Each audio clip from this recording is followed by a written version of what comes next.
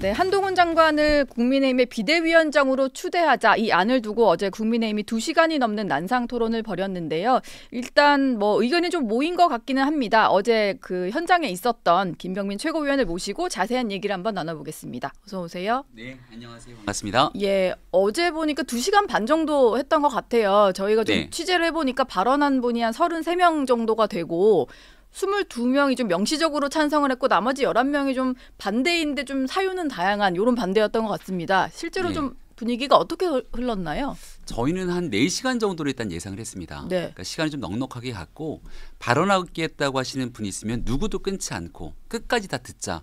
그래서 어제 회의가 끝나고 왜 한 사람으로 정해지지 않았냐 얘기를 합니다만은 어제는 그럴 수 있는 자리가 아니었죠. 어제 그렇죠? 원래 뭐 누굴 정하자고 만난 자리는 아니었지 않아요? 그럼요. 어제 원외위원장과 국회의원 전체 목소리를 듣겠다고 한 건데 끝나자마자 이 사람이다라고 얘기를 하면 이거 다 짜고 친 거 아니냐 이렇게 나올 수 있는 것 아니겠습니까?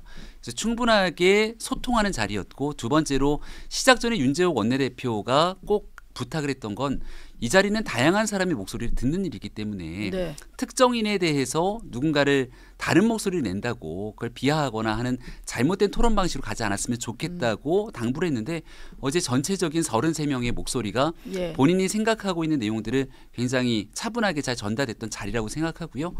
한동훈 장관이 선거에 필요하다라고 하는 데는 이견이 없었습니다. 필요한데 이제 등장 시점을 두고 맞습니다. 역할을 두고 좀 의견이 다른 거죠. 그래서 한동훈 장관은 굉장히 중요한 사람인데 이 사람을 비대위원장으로 써야 되냐 아니면 선대위원장으로 써야 되냐. 비대위원장은 조금 더 정치 경험이 풍부한 사람이 와야 되는 것 아니냐라고 하는 주장들이 소수 주장이 있었고요. 다수의 주장은 앞서 20명 정도가 넘는 사람이라고 말씀 주셨던 것처럼 지금이 비상한 시기이기 때문에 한동훈 장관이 빠르게 이 당의 새로운 리더십을 세워야 된다라고 주장하는 사람들이 다수의 주장이었고요. 그리고 중간에 이제 그 사람의 이름을 거명하지 않거나 좀 다소 애매하게 말씀 주신 분들도 있었기 때문에 그런 내용들까지 포함하게 된다면 아무래도 한동훈 장관에 대한 비상대책위원장 추대의 목소리가 조금 더 많았다라고 볼 수 있겠습니다. 일단 김병민 최고위원은 한동훈 비대위원장으로 가야 된다 이런 입장이시죠? 예, 저는 어저께는 말을 하진 않았습니다. 이야기 좀 듣는 자리였고요. 저도 서울에 있는 당협위원장으로서 선거를 치러야 되는 제 입장이 있지 않겠습니까? 김기현 대표가 사실 저는 그만둘지 몰랐기 때문에 비상대책위원장을 뛰어야 된다라고 하는 일을 굉장히 짧은 시간 안에 고민할 수밖에 없었죠. 김 대표의 사퇴 이후로 며칠 상간 동안 비상대책위원장 얘기가 나왔을 때 많은 고민을 해봤습니다. 누가 제가 있는 서울 선거에 가장 도움이 될 것인가. 근데 제가 드는 느낌은 지금까지 있었던 수도권 선거 판을 바꾸는 사람이 필요하다는 결론이 첫 번째였고요. 무난하게 가면 무난하게 진다는 생각이 강하게 들었습니다. 많은 국민들은 지금까지 있었던 국민의힘의 상황이 만족하지 못하시죠. 여의도 정치를 바꾸라고 합니다. 바꾸려면 인유한 위원장도 바꾸려는 메시지를 냈지만 끝끝내 성공하지 못했던 건 바꿀 만한 힘, 동력들이 부족했던 거거든요. 그 힘과 에너지는 결국 국민의 강력한 지지에서 나오는데 그 부분이 한동훈 장관이 유력한 대권 주자로서의 힘이 있기 때문에 일단은 정치개혁에 나설 수 있다가 첫 번째였고요. 두 번째는 국민들이 지켜보시기에 지금 여의도 국민의힘과 용산 대통령실과의 수직적 당정 관계가 너무 보기 안 좋다는 겁니다. 그 당이 주도권을 갖고 주도적인 수평적 당정 관계를 가져가라. 건강하게 당의 주도권을 가져가라는 소리를 내는데 대통령실에 정확한 메시지를 전달하면서 국민 눈높이에 맞게 현실적 변화를 끌어내려면 기본적인 신뢰가 바탕이 있어야 됩니다. 세간에는 한동훈 장관이 그래서 뭐 윤석열 아바타다. 그렇죠. 민주당도 그러고 당내에서도 그 얘기가 나오잖아요. 검찰 정권 이중됐다 이렇게 표현하는 사람들도 있습니다만 그런 한동훈 장관이 격이 없이 소통하면서 국민 눈높이에 맞게 잘못됐다고 하는 부분들을 현실적 변화로 바꿔낼 수만 있다면 오히려 판을 없는 결과가 나올 수도 있거든요. 제 얘기가 다소 너무 희망 섞인 얘기를 하는 거 아니야? 라고 얘기하시는 분들도 있습니다. 그런데 제가 이런 얘기를 드리는 이유는 지난 한 1년 반이 넘는 기간 동안 한 장관을 보아오니 윤석열 정부에 대한 부정평가가 늘어가고 있음에도 불구하고 한동훈 장관에 대한 기대감은 오히려 커져가고 있거든요. 그러니까 국민 눈높이에 맞춰서 행동할 수 있는 정무적 감각이 있구나라고 하는 생각이 드는 과정이기 때문에 본인이 자신의 정치 생명을 건 지도자의 위치에 오게 되면 무엇보다 국민적 눈높이를 맞춘 정무적 감각을 발휘할 때 당이 한 번 또 다른 기회를 얻을 수 있지 않을까 생각합니다. 뭐 그러다 보니까 이제 어제 한 보도를 보면 그런 게 있더라고요. 이제 한동훈 장관에 대해서 윤석열 대통령이 뭐 주변에 얘기를 한 모양인데요. 국민의힘 뭐 관계자한테 했던 얘기라고 하면서 비대위원장 후보로 오르내리는 사람들 중에 내 말을 가장 안 들을 사람이다 뭐 이런 말을 썼다는데 실제로 좀 이런 생각을 대통령이 갖고 있는 건가요? 한 장관에 대해서? 저도 제가 대통령 선거 대변인 1년 가까이 하면서 대통령 후보 말을 참 안 듣는 대변인이었거든요. 예. 예. 그래서 이제 대통령께서 이제 후보 시절에 예. 네. 이런저런 메시지를 내고자 하는 부분들이 있어도 예.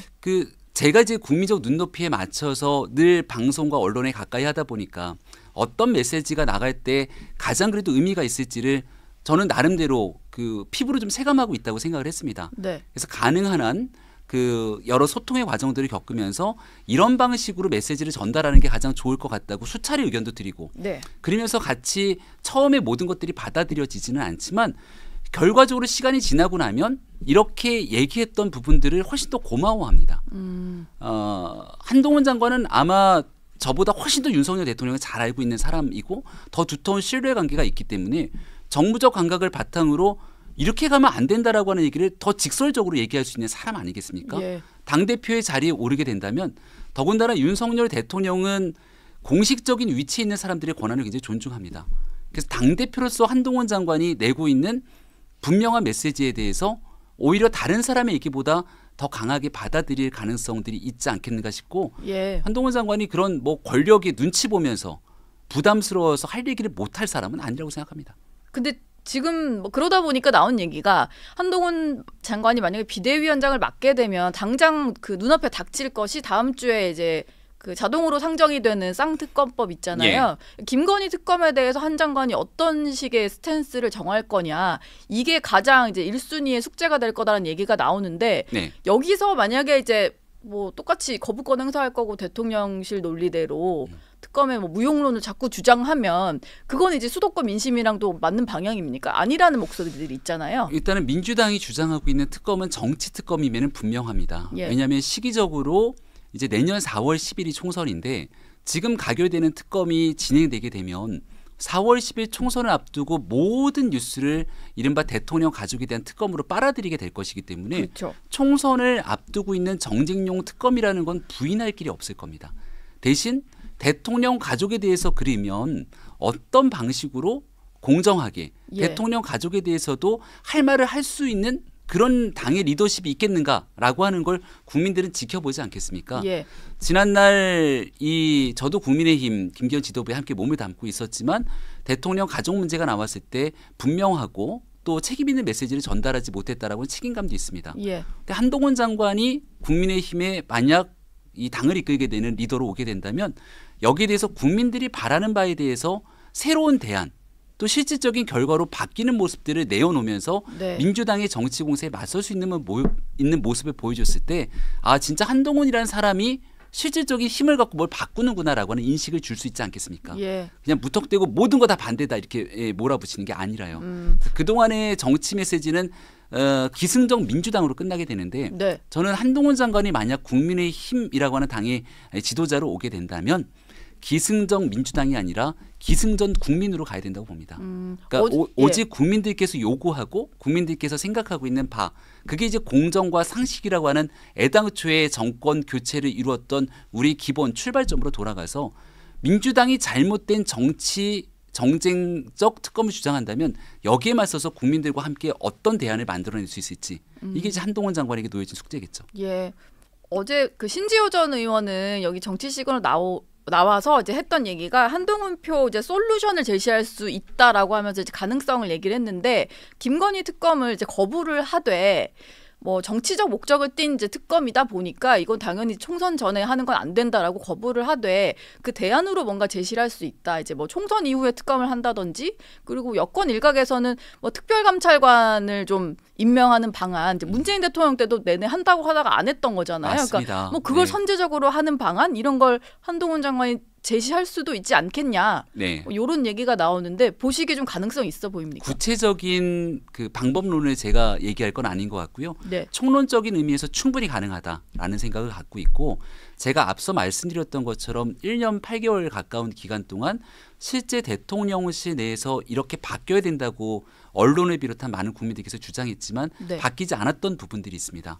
근데 그거를 누군가가 이제 당의 리더십을 세우면서 말로 막 주장할 수 있겠죠. 수평적인 당정 관계가 필요하다. 이렇게 해라라고 주장을 했는데 예. 대통령실이 실제로 바뀌지 않게 되면 그거는 수평적 당정 관계가 아니라 당정 갈등이 돼버립니다. 그럼 총선을 두고 더 악재가 될 텐데요. 예. 그래서 한동훈 장관이 해야 되는 새로운 탐색적 대안을 바탕으로 변화를 끌어내야 되고 그걸 한동훈 장관이 갖고 있는 새로운 시각으로 뭔가 변화를 만들어내는 가능성은 저는 충분히 있다고 생각하고 예. 그럴 의지가 있을 때만이 국민의힘 비상대책위원장직을 수락할 거라 봅니다.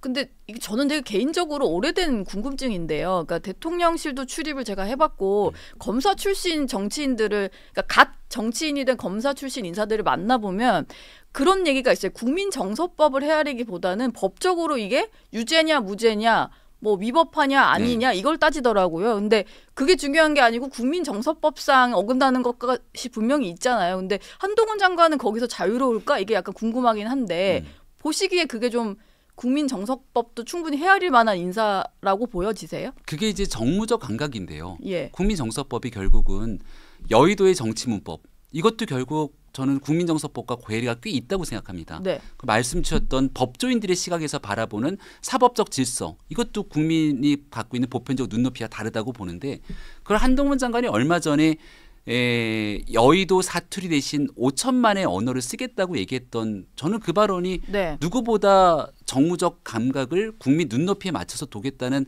한동훈 장관식의 해석이라고 보거든요.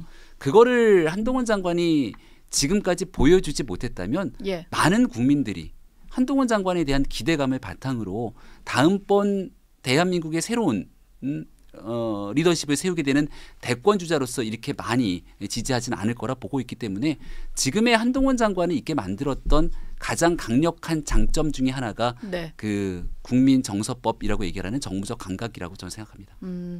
지금 이제 한 장관이 어제 그 공식적으로 잡혀있던 일정 하나를 취소를 하면서 한 장관도 지금 이 돌아가는 상황에 대해서 좀 고심이 깊어 보인다. 뭐 이런 말들이 많이 나왔는데 아무래도 그런 거겠죠? 원래는 이제 뭐 국회를 올 때마다 기자들 만나서 이제 응대하는 거에 그렇게 좀 거부감이 없었는데 요즘은 좀 말을 아끼는 모습이거든요. 예.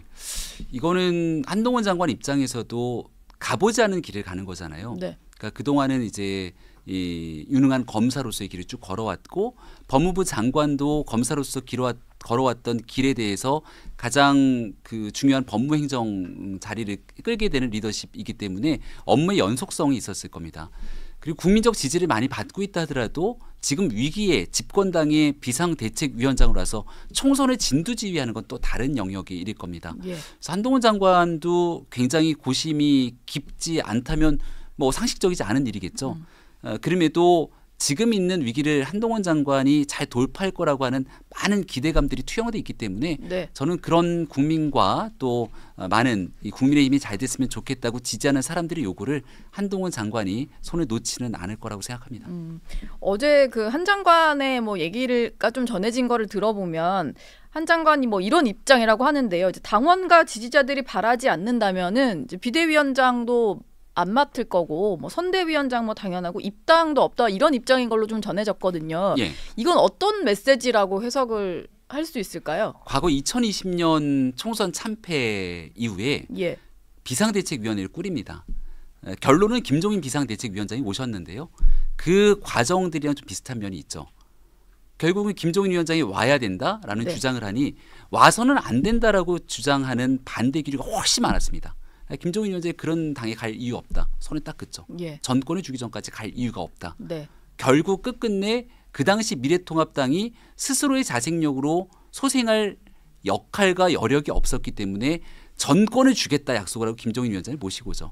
그때 그런 전권을 받겠다라고 하는 동의 과정이 없었다면 김종인 위원장이 대대적인 개혁과 혁신으로 4.7 보궐선거 승리를 이끌어내는 일은 없었을 겁니다. 예. 한동훈 장관이 어정쩡한 상태에서 찬성과 반대가 난무하는데 윤재호 원내대표가 그냥 권한대행의 입장으로 지금부터 한동훈 이렇게 깃발을 꽂고 온다고 하면 힘이 실리겠습니까? 지금의 위기 상황을 돌파하기 위해서 꼭 필요한 리더십을 세워달라고 그래도 당이 전체적인 총의를 모아서 요청하고 그렇게 한동훈 장관이 왔을 때만이 국민적 눈높이에 맞춰서 대대적인 개혁과 혁신에 나설 수 있는 거거든요. 예. 아주 기본적인 절차 그 과정들을 하나씩 밟고 있는 것이 아닌가 생각합니다. 지도부랑 사실 한동훈 장관이 소통을 하고 있는지가 좀 궁금한데 사실 본인 의사를 전혀 확인하지 않고 이렇게 얘기가 나올 것 같진 않아서요. 좀 소통을 하고 계신가요? 저는 개별적으로 한동훈 장관을 아예 모르고요. 예. 예, 뭐 소통하고 있지 않고 다만 지도부의 이제 윤재호 원내대표를 비롯한 또 핵심적인 의사결정을 갖고 있는 분들도 있을 거니까 네. 한동훈 장관과 직간접적으로 뭐 소통하고 있는 부분들은 당연히 있지 않을까라고 생각합니다. 그리고 그런 소통이 없더라도 한동훈 장관이 만약 현재 있는 비상대책위원장으로서의 추대 움직임에 대해서 한 장관이 나는 이건 아닌 것 같다라고 네. 하면 한동훈 장관이 보여줬던 성격상 저는 절대로 갈 생각이 없으니 더 이상 거론하지 마십시오라고 끊었겠죠. 암묵적이든 어느 정도의 소통이 있었기 때문에 예. 지금 과정들은 진행되고 있는 것이 아닌가 생각합니다. 예.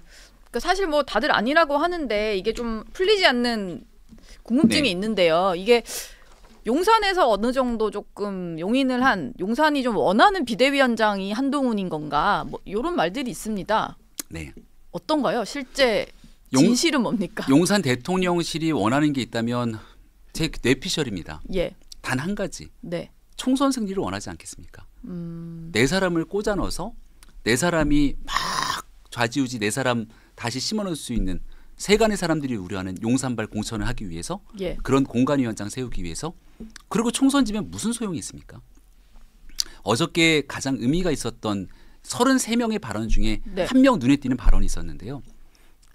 한 원외위원장이었습니다. 그리고 되게 마지막에 발언을 했어요. 안 나올 수가 없어서 나왔다. 사실은 나는 한동훈이라는 사람을 잘한다. 네. 왜냐하면 한동훈 장관과 함께 근무를 오래 해봤기 때문에 예. 한동훈 장관이 유능하고 그리고 한동훈 장관이 스마트하게 일 처리를 잘해 나갈 수 있는 긍정적인 면을 잘 봤다. 그러면서 했던 얘기가 그 전에 이제 김근식 교수가 그런 얘기를 해요. 네. 한동훈 장관 뭐 다 좋다 이거예요. 문제점도 지적하고 긍정적인 면도 지적하면서 대신 한동훈 장관이 오게 되면 이런 면만큼은 반드시 확인하고 와야 된다. 아. 그게 이제 대통령실도 반드시 할 말을 할 수 있는 수평적인 당정 관계. 예. 그리고 과거에 무슨 친윤 유색처럼 비춰졌던 것들에 대한 우리 모두의 내적 통합. 네. 예. 그리고 다 원팀 정신으로 총선을 치를 수 있다는 뭐 이런 가치 이런 세 가지 조건들이 쭉 나열했는데 예. 그 얘기를 그분이 꺼내더라고요. 김근식 교수께서 했던 얘기들 좋은 얘기 주셨다. 근데 적어도 내가 아는 한동훈 장관은 내가 한동훈 장관이랑 친하다고 그래서 나를 공천 줄 사람도 아니다. 네. 그리고 친소 관계로 뭔가 판단할 사람이 한동훈이라는 아니다. 사람은 되게 예. 냉정한 사람이다. 그래서 제가 그동안 봐왔던 한동훈이라는 사람을 보기에 네. 김근식 교수께서 얘기했던 내용들을 충분하게 그런 내용들을 담고 있을 거라고 적어도 나는 확인한다. 라고 얘기를 하더라고요. 예. 그래서 지금 앞서 얘기했던 질문으로 다시 돌아가면 네. 용산의 실제 의중은 무엇이냐. 한동훈 장관이 그런 사람이라면 용산 눈치 보겠습니까? 한동훈 장관이 예. 그런 사람이라면 네. 용산에서 이런 사람들이 좀 필요한데 같이 근무했던 사람들 좀 총선에 넣어야 되는데 근데 제가 봐서는 이 당이 비상대책위원장으로 와서 한동훈 장관이 그런 응답, 그런 요구에 응답하게 된다면 예. 더 이상 한동훈은 한동훈이 아니게 되는 거죠. 네. 그런 한동훈이 본인의 모습을 보이면서 대대적인 개혁에 나서서 국민 눈높이에 총선을 이끌 때만이 승리할 수 있을 거라 보고 제일 여망하는 건 총선 승리를 통해서 예. 정말 제대로 일할 수 있는 기회를 한번 잡아보는 게 아마 대통령실이 제일 원하고 있는 속마음이 아닐까 생각합니다. 근데 지금 한동훈 장관이 대통령에게 그 기본적인 신뢰관계와 오래 쌓아온 인연을 바탕으로 오히려 진짜 할 말을 하는 사람이 될 것이다라고 다들 말씀을 하시는데 이게 어느 정도 좀 일화로 확인이 된 건가요? 아니면 그냥 막연한 기대감 같은 겁니까? 옛날에 윤석열 대통령이 그 가장 유명했던 발언이 사람에게 충성하지 않는다라고 하는 발언. 예. 그리고 그동안 걸어왔던 검사로서의 길들을 쭉 보지 않습니까? 근데 그 이면에 가려져서 잘 보이진 않았지만 실제 재벌 권력 아니면은 그 당시에 막강했던 정치 권력 이런 것들에 굴하지 않고 여든 야든 가리지 않고 본인이 주어진 직무를 갖고 수행했던 게 사실 검사 한동훈의 실질적인 모습 아니었습니까? 예. 그리고 지금 법무부 장관으로 있으면서도 우리 당을 대상으로 무조건적으로 국민의힘이 잘한다. 이런 목소리를 저는 한동훈 장관의 이런 상황을 통해서 별로 본 적이 없는 것 같습니다. 예. 본인이 얼마 전에 우리 당이 의총, 당에 처음으로 와서 메시지를 냈을 때도 이 당에 대한 긍정적인 모습보다는 본인이 미래 세대를 위해서 하고자 했던 이민청 설치라고 하는 정책적 내용을 바탕으로 정치구청이 왔는데 그때 한동훈 장관이 설명했던 그 정치구청 자리에서 그 정책적 이민청에 대해서 물어봤던 의원들이 단 한 명도 없었다는 거죠. 정책 질문을 안 했어요? 정책의총이었는데요. 정책의총인데. 예. 한동훈 장관이 어떤 생각을 했을까 저는 이런 고민도 해봅니다. 네. 그리고 끝나고 나서 한동훈 장관에게 사진 찍자고 수많은 사람들이 모여들었고요. 예. 한동훈 장관이 그리고 있는 그림은 이런 이민청 설치 같은 미래 세대를 위한 정책을 바탕으로 당을 바로 세우는 역할들의 깊은 고민이 있을 거라 생각합니다. 같이 몰려들어서 사진 찍고 네. 뭐 오늘은 언론에 보니까 국민의힘의 사람들이 벌써부터 한동훈 장관 줄 서라고 난리다 이런 얘기를 하는데 네. 한동훈 장관 그럴 사람 아니라고 보고 그래서도 안 된다고 생각하고 뭐 의원들이 오히려 줄을 서서 사진을 찍으셨죠. 저도 그러니까요. 영상을 다 봤는데. 그래서 그런 예. 새로운 기치를 어떻게 만들어낼 수 있을지 여부에 따라서 국민의힘 내년 총선 성패도 달릴 거라고 생각합니다. 뭐 윤석열 아바타는 아닐 것이다. 이런 것들이 일단 당 지도부 내부에서는 좀 공감대가 형성이 된 것 같고 뭐 그런 기대가 좀 있는 것 같은데 뭐 그 부분은 일단 좀 지켜봐야 될 부분인 것 같고요. 예. 아무래도 근데 그 성공한 비대위 자체가 좀 없다 보니까 그 성공한 비대위를 좀 생각해 보면 그래도 정치 경험이 좀 풍부한 사람 네. 이런 분들이 왔을 때 성공을 했던 것 같아요. 근데 한동훈 장관은 기본적인 정무 감각을 갖췄다고 해도 정치 경험이 없다 보면 사실 최근에 저희가 이제 국민의힘의 인요한 혁신위원장이 어떤 식으로 퇴장한지를 봤지 않습니까? 맞습니다. 그러다 보니까 정치 신인이 왔을 때 결과적으로 또 나중에 뭔가 정치인들한테 좀 그런 식으로 내쳐지지 않을까? 뭐 이런 생각도 좀 들거든요. 네. 쓰고 버리는 거 아닐까? 이런 생각도 좀 들고요. 그 정치 경험이 없다라고 하는 걸 한동훈 장관이 제일 큰 약점으로 꼽습니다. 사람들이. 예. 특히 원내에 있는 분들께서 그런 얘기들을 많이 하시더라고요. 저도 김기현 대표와 함께 지도부에 몸을 담았기 때문에 대표 얘기라는 게 좀 안타깝긴 한데요. 김기현 지도부를 처음 뽑을 때 김기현 대표가 제 강점으로 꼽았던 게 정치 경험입니다. 네. 당의 원내대표를 했고 4선 국회의원을 했고 그리고 울산 광역시장까지 했고 당대표를 빼고 모든 정치적 경험으로 무장된 분입니다. 네. 근데 그 정치적 경험이 지금의 비대위 사태를 초래하게 된 거거든요. 저는 정치적 경험보다 훨씬 중요하다고 판단되는 게 정무적 감각이라고 봅니다. 시대의 흐름을 쫓아가는 정무적 감각이 없게 된다면 네. 그 낡고 오래된 여의도 정치적 경험에 머물러서 국민의 눈높이와 국민의 바람은 저 멀리 흘러가는데 과거에 머물러 있을 수밖에 없을 겁니다. 한동훈 장관이 최근 보여줬던 정무적 감각과 시대적 흐름을 쫓아가고 있는 그런 눈높이는 아마 많은 분들이 공감하고 있으리라고 생각하거든요. 예. 그리고 여기에 이제 정치적 경험들도 보태줘야 되는데 그런 원로들의 정치적 경험들은 주변에서 함께 보탬과 도움을 갖고 하나둘씩 쌓고 손을 잡고 도와주게 된다면 한동훈 장관 외롭게 혼자 바다에 던져놓을 것 아니지 않습니까? 예. 그렇게 같이 손잡고 사람들이 정치를 끌고 갈 수 있을 거라고 생각합니다. 지금 저희가 계속 한동훈 장관이 비대위원장을 거의 수락한 것처럼 얘기를 나누고 있긴 한데 네. 이게 거의 뭐 그 가능성이 뭐 높긴 합니다만 혹시 거절을 할 수도 있고 이제 당내 의견이 그렇죠. 정말로 이제 수렴이 안 될 수도 있잖아요. 뭐 제3의 네. 인물도 좀 검토를 하고 계신 건가요? 이게 이제 가장 그 고민의 지점인데요. 예. 지난 주말 사이에 저한테 수많은 사람들이 연락이 왔습니다. 뭐 세상 사람들은 제가 사람들한테 전화를 드렸다. 이런 지라시를 만들어내는 사람들도 있던데 예. 주말 사이에 정말 수도권에 있는 많은 원외위원장들이 전화가 와서 한동훈이라는 얘기가 있던데 어떤 생각을 갖고 있냐. 우리가 어떤 입장을 피력하면 좋겠냐. 뭐 등등에 대한 많은 얘기들을 주십니다. 네. 제가 오늘 라디오에서 했던 얘기를 그대로 한 사람 한 사람한테 얘기를 했거든요. 그리고 나서 혹시 다른 생각이 있었던 분들한테 제가 물어봐요. 혹시 어떤 대안을 갖고 있습니까? 예. 수도권 선거 승리하기 위해서 꼭 필요한 분이 누가 있습니까? 라고 얘기를 하면 하나의 공통된 사람을 얘기를 하지 못합니다. 그러니까 명확한 대안을 갖고 그 새로운 사람이 지금 얘기하고 있는 수도권의 판을 흔들고 예. 수평적 당정 관계와 그리고 여의도 정치권의 쇄신을 가져갈 수 있는 그림이 있으면 그 사람에 대해서 함께 논의를 할 수 있을 텐데 네. 적어도 현재 시점에서 그런 그림들이 하나로 수렴되지는 않고 있기 때문에 그렇다면 한동훈 장관이냐 아니냐에 대한 논쟁으로 결국은 결론이 좀 귀결될 수밖에 없는 형태로 흐름이 흘러가고 있다 이렇게 봅니다. 예. 저 또 하나 궁금한 인물이 있는데 김기현 대표가 사실 SNS로 사퇴를 하신 이후에 계속 뭐 나타나지 않고 있어서 이게 사실 근데 당대표가 물러났는데 갑자기 비대위원장 후보만 뜨다 보니까 이제 좀 잊혀진 감이 있거든요. 예. 김기현 전 대표는 지금 좀 어떻게 지내고 계세요? 연락들은 좀 해보셨습니까?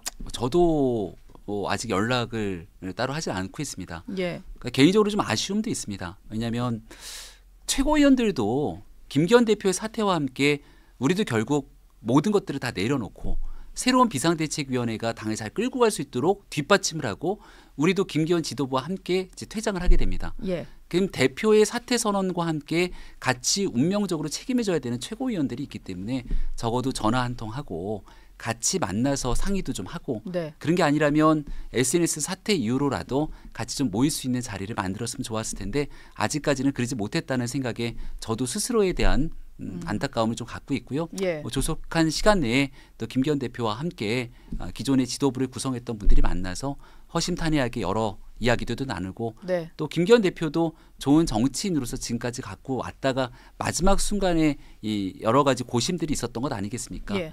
이대로 안 좋은 모습으로 귀결되지 않고 또 다른 길을 걸어갈 수 있도록 함께 만남의 자리가 곧 있었으면 좋겠습니다. 지금 이제 국민의힘 상황을 좀 비판하는 목소리를 좀 보면 이런 얘기들이 있는 것 같아요. 사실 김기현 대표 물러나면 안 되고 비대위로 가지 않는다라고 사실상 이제 단체 대화방에서 연판장 비슷하게 글을 올렸던 초선 의원들이 지금은 또 침묵하는 그런 상황이고 예전에 김기현 대표 만들었던 친윤 핵심 인사들이 지금은 한동훈 비대위를 또 목소리를 내고 있고 이렇게 뭔가 좀 우르르 휩쓸려 다니는 모습이 자꾸 비춰지니까 이제 국민의힘 의원들은 뭔가 주도적으로 주체적으로 자기 생각 내는 사람이 없는 건가? 이런 생각도 들고 그러다 보니까 이게 다 용산에서 어떤 시그널이 온 거 아니냐 이런 얘기도 있고 그런 것 같습니다. 이 상황에 대해서 좀 어떻게 보세요? 한동훈 장관이 만약에 비상대책위원장으로 오고 이른바 한동훈 장관을 옹립하기 위해 줄을 섰던 사람들이 줄줄이 대고 공천을 받거나 줄줄이 되고 그 사람들이 중용되거나 등용되는 일들이 오게 된다면 세간 사람들이 얘기했던 것처럼 이렇게 막 한 사람을 옹립하기 위해서 노력을 했을 때 거기에 대한 보상이 주어지는구나라는 잘못된 시그널을 줄 수 있는 것 아닙니까? 예. 김기현 대표의 탄생 과정 속에서는 김기현 대표를 옹립하기 위해서 노력했던 사람들이 함께 중요한 역할들을 했기 때문에 그 잘못된 시그널이 여기까지 이어져 왔다고 생각을 합니다. 과거에 있었던 걸 전부 부인하는 건 아니고요. 예. 하지만 그런 모습들이 국민에게 결코 좋은 모습으로 비춰지지 않을 겁니다. 저도 요즘 좀 다소 좀 혼란스러운데요. 네. 제가 이제 앞서 말씀드린 것처럼 김기현 대표 사퇴 이후에 너무 급박하게 흘러가는 과정에서 한동훈 장관에 대한 이제 언급은 당연히 언론을 통해 물음이 있을 수밖에 없지 않습니까? 그래서 한동훈 장관이 선거 과정에서 우리 당에 필요하다는 이견이 없다 이렇게 라디오 인터뷰에 정말 보편적이고 원론적인 인터뷰를 했거든요. 예. 그랬더니 언론 야마가 김병민 한동훈 장관 필요한다는 이견이 없어 이렇게 나가고 한동훈 장관 추대로는 제가 제일 먼저 꺼냈다는 방식으로 이야기하는 사람들도 있던데 저는 개인적으로 좀 안타깝습니다. 주도적이고 주체적으로 판단하고 있는 사람들의 생각과 말까지 그런 식으로 프레임 씌워서 규정 짓지는 않았으면 좋겠고요. 네. 그리고 저마다 갖고 있는 의원들도 한동훈 장관이 꼭 필요하겠다라고 생각돼서 목소리를 내는 사람도 있을 거고 누군가는 이렇게 갔을 때 뭔가 나의 보신이 유리하다고 판단되면서 이른바 줄을 서는 사람들도 있을 겁니다. 예. 시간이 조금 지나고 나면 먼지가 가라앉고 거기에 대한 내용들이 좀 정리가 되고 가려지겠죠. 중요한 건 누군가 권력에 의존하고 줄을 서는 게 아니라 자신의 주도적이고 주체적인 판단으로 당을 살리기 위해서 어떤 내용들이 중요할지를 얘기하는 것 거기에 대해서 많은 국민들께서 그런 정치가 필요하다는 목소리를 주고 있지 않는가 생각합니다. 예. 그럼 결론을 좀 내리자면 지금 그 한동훈 비대위원장은 그 누구도 주도적으로 이제 여론몰이를 하는 게 아니라 그냥 이제 자발적으로 나오는 의견들이 모이면서 좀 이런 쪽으로 가고 있는 방향이다. 결론을 하나만 정리하면 한 장관이 필요하다고 생각되는 사람들의 목소리가 있어요. 대표적인 게 하태경 의원 같은 사람 아니었습니까? 예. 김기현 대표는 안 된다 얘기했던 가장 선봉자의 하태경 의원이었습니다. 한동훈 장관 같은 사람에 대한 얘기도 했었죠. 예. 근데 비대위원장으로 이제 언급도 했죠. 후보로. 근데 시간이 지나면서 앞서 얘기했던 특정한 세력들처럼 비춰지는 사람들이 한동훈 하니까 여기에 대한 반감 때문에 다시금 옆으로 이렇게 빠지는 현상들이 나타날 수도 있는 거거든요. 그래서 이게 한동훈 장관이라는 사람을 두고 다양한 과정 속에서의 목소리들이 이렇게 한 끼 교집합으로 나오고 있는데 이게 우리 내부의 다툼처럼 비춰지게 되는 순간 그림과 모습이 좋지 않게 나타날 수 있습니다. 그래서 우리 당이 그동안 너무 허약한 정치 상황에 놓여져 있었던 게 아닌가 자성도 해보게 되는데요. 이번 일을 계기로 다음 총선을 앞두는 과정 속에서는 특정 사람과 특정 권력이 기대는 정치는 종식돼야 된다고 생각하고 마지막 이 자리에서 했던 얘기인 것 같은데요. 예. 전희경 비서관이 여기 인터뷰 저희 나오셨죠? 예, 여기 인터뷰였던가. 근데 전희경 네. 의원의 얘기였는데 한 어디 이제 인터뷰를 통해 봤습니다.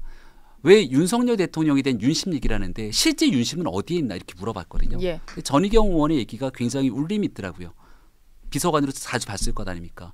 대통령은 의원다운 국회의원다운 국회의원을 좋아한다. 예. 윤심이 어디 있는지 이걸 살피는 국회의원이 아니라 내가 헌법기관으로 국회의원으로 내가 국가와 나라를 위해 무슨 역할을 할 수 있는지 최선을 다하는 자기 소신에 있는 국회의원을 좋아한다고 했는데 예.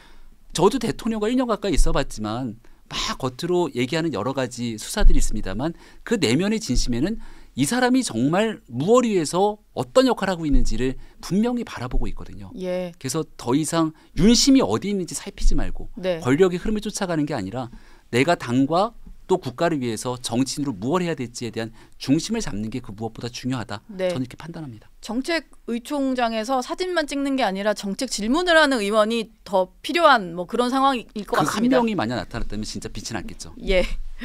김병민 최고위원 얘기는 여기까지 듣도록 하겠습니다.